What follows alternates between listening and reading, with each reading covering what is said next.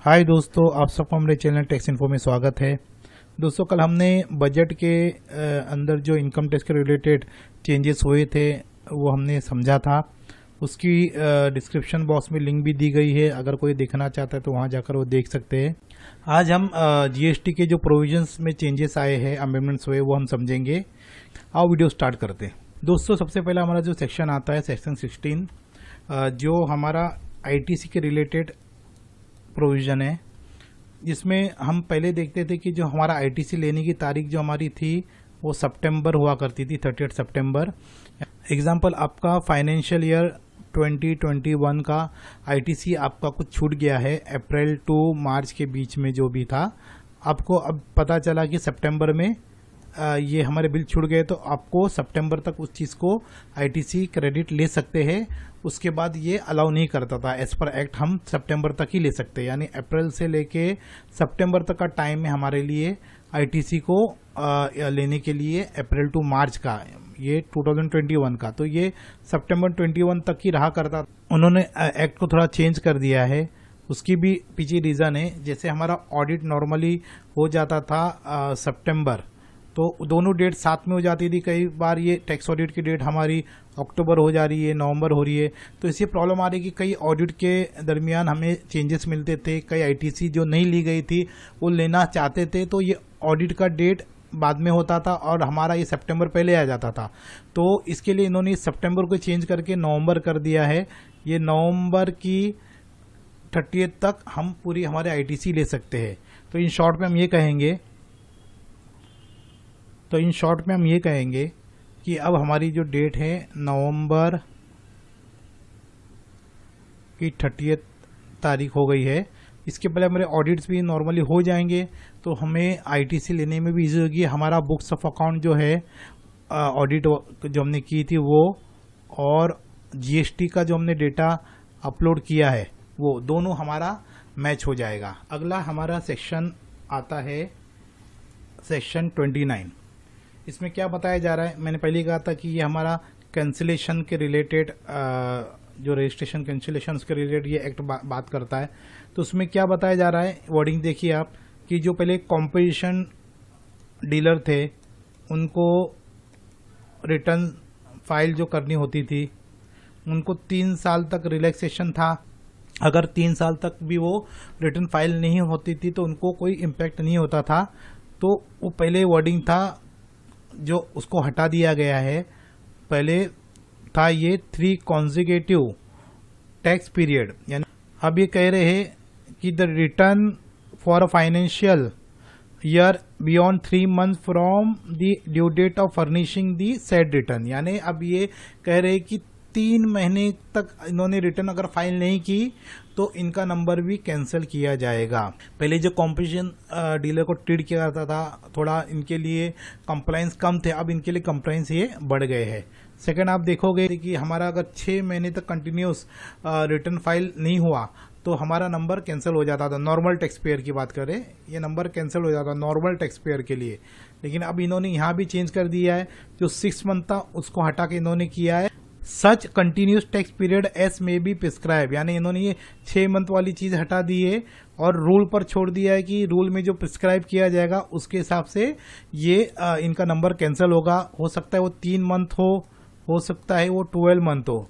ये तो हमें रूल्स में जब प्रिस्क्राइब हो जाएगा, नोटिफाई हो जाएगा, तो हमको पता चल जाएगा कि ये 6 मंथ के बदले उन्होंने 3 मंथ किया है या 12 मंथ किया है। अभी जो नेक्स्ट सेक्शन है हमारा है सेक्शन 34, जो मैंने बताया था ये क्रेडिट नोट और डेबिट नोट के रिलेटेड बात करता है। तो इन्होंने कुछ ज़्यादा चेंज नहीं है। जिस तरह से आईटीसी लेने के लिए उन्होंने 38 सितंबर से 38 नवंबर कर दिया है, यहाँ भी उन्होंने डेट बदल दी है सितंबर से यहाँ भी नवंबर तक। यानी आपकी अगर कोई क्रेडिट नोट डेबिट नोट में चेंजेस है या छूट गई है तो आप उसको नवंबर तक ले पाएंगे। तो 38 नवंबर तक इसकी लास्ट डेट कर दी गई है। एक अच्छा रिलैक्सेशन है। अब अगला सेक्शन है हमारा सेक्शन 37। जैसे मैंने पहले ही बताया कि जीएसटीआर 1 के रिलेटेड है। यहाँ 2-3 चीजें है, जैसे कि जीएसटीआर 1 में इन्होंने कहा है कि जब तक जीएसटीआर 1 में बिल्स नहीं होंगे, इनवॉइसेस नहीं होंगे, और जीएसटीआर 1 में हम फाइल करते हैं तो जीएसटीआर 2B में हमको नज़र आता है। जब से GSTR 1 में फाइल नहीं होगा और इनवॉइस अपलोड नहीं होंगे तो उनको क्रेडिट नहीं मिलेगी। दूसरा वो ये कह रहे हैं इसके अंदर कि पहले जो वर्ड्स हमारे थे यहाँ पर सेक्शन 42 और 43 जो डिलीट हो गई तो उसको यहाँ से उन्होंने हटा दिया है। इसमें एक नई बात ये है कि ये जो सेक्शन 37 है उसका सबसेक्शन 4 जो है एक नया इन्होंने इंसर्ट किया है। ये क्या लिख रहे हैं, a registered person shall not be allowed to furnish the detail of outward supply under subsection 1 for the tax period if the details of outward supply for any of the previous tax period has not been furnish by the him. यानी जैसे पहले होता था हमने नवंबर की GSTR नहीं की है, दिसंबर की कर सकते थे, लेकिन अब इन्होंने ये हटा दिया है। यानी कोई भी बीच का आप ले सकते हो, आप जुलाई का कर दिया आपने, फिर आपने अक्टूबर का कर दिया, फिर नवंबर किया, फिर आपने जनवरी कर दिया दिसंबर को छोड़ के। तो इस तरह से ये चेंजेस होते थे, लेकिन अभी ये नहीं होगा। अभी आपको पिछला जो रिटर्न है वो पहले करना पड़ेगा, उसके प्रीवियस रिटर्न को फाइल करना जरूरी है, वरना सिस्टम आपका GSTR 1 लेगा नहीं। और दूसरा ये है कि जो पहले हफ्ते हमने देखा कि जो 30 सितंबर कर दिया ITC लेने के लिए, उसी तरह से GSTR 1 में भी इन्होंने चेंज कर दिया है। सितंबर से वो डेट कर दी है नवंबर, यानी कोई सेल बिल मिस हो जाता है तो आपको GSTR में अगर दिखाना है तो नवंबर तक का आपके पास टाइम है, 30 नवंबर तक ये आप कर सकते हैं। उसके बाद जो है हमारा सेक्शन 38 जो हमारा GSTR 2 के बारे में बात करता था, तो इसमें बहुत ही ज़्यादा डेंजरस बदलाव हुए हैं। तो मैं यहाँ आज इसको डिस्कस नहीं करूँगा क्योंकि इसके अंदर इन्होंने कई पॉइंट्स डाले हैं, 1 2 3 4 5 6, यानी ये क्लॉसेज जो दिख रहे हैं बहुत ही डेंजरस है। इसको डिटेल में समझने की ज़रूरत है और ITC लेना बहुत ही ज़्यादा मुश्किल हो गया है। एक्ट में इस तरह से चेंजेस कर दी है कि अगर आपका सप्लायर बराबर कोई भी प्रोविजन फॉलो नहीं कर रहा है, उसका ITC रिसीवर को नहीं मिलेगा। तो एक बहुत ही इम्पोर्टेंट सेक्शन हो गया है 38 का।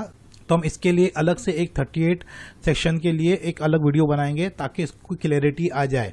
तो दोस्तों नेक्स्ट हमारा जो होता है सेक्शन 39 जो कि GSTR 3B 4 और 5 से डील करता है।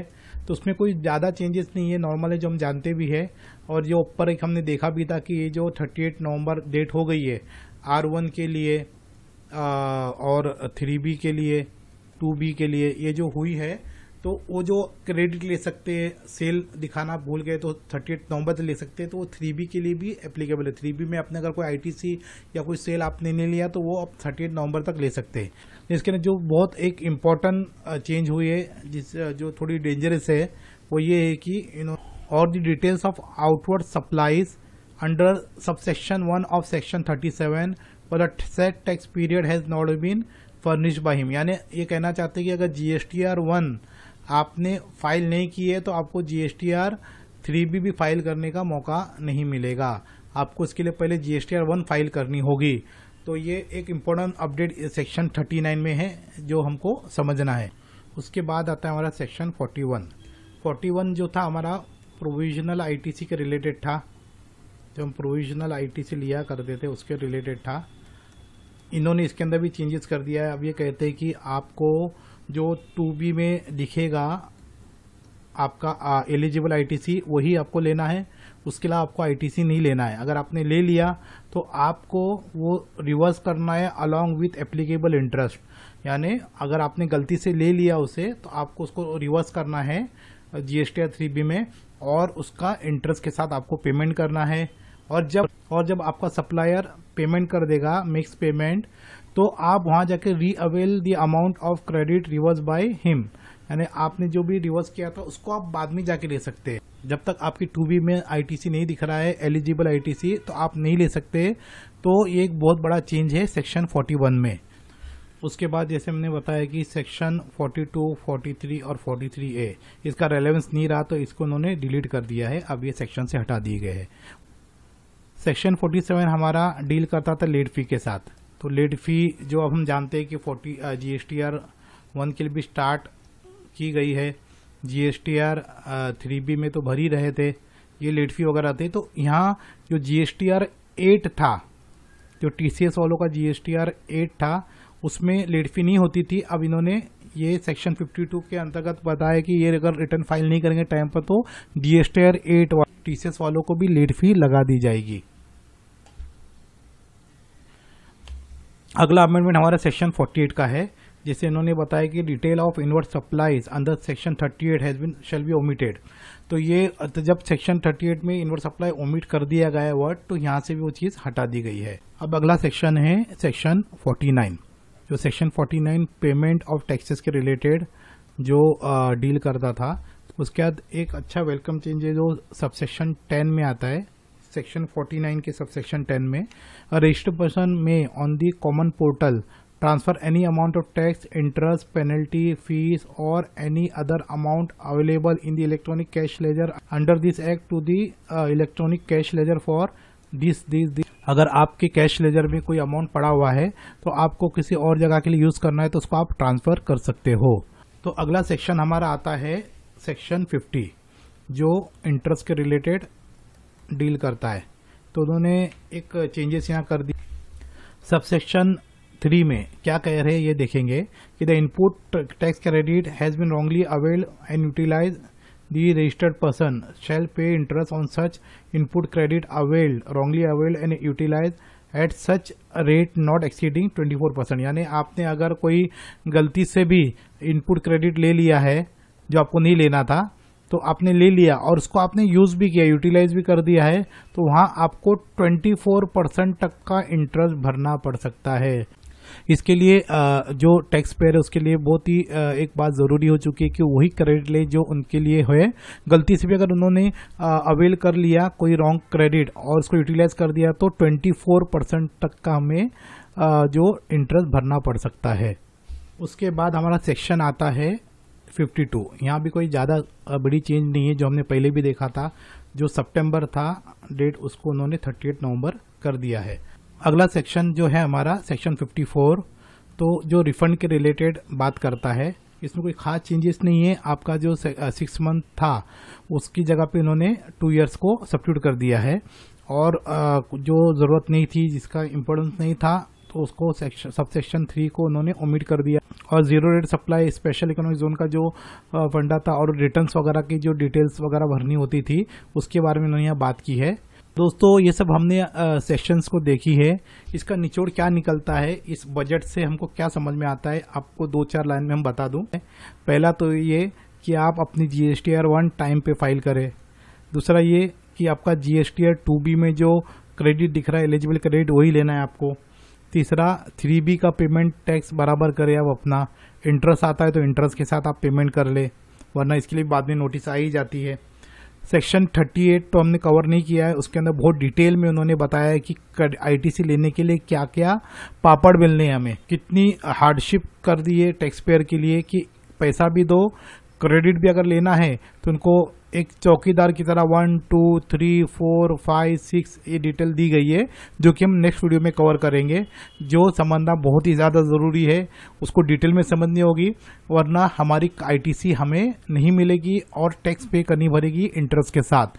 तो दोस्तों होप करते हैं आपको हमारे सेशन पसंद आया होगा। पसंद आया तो लाइक करें, चैनल पे नए तो चैनल को सब्सक्राइब भी करें और बेल आइकन दबाएं ताकि रेगुलर नोटिफिकेशन आपको मिलती रहे।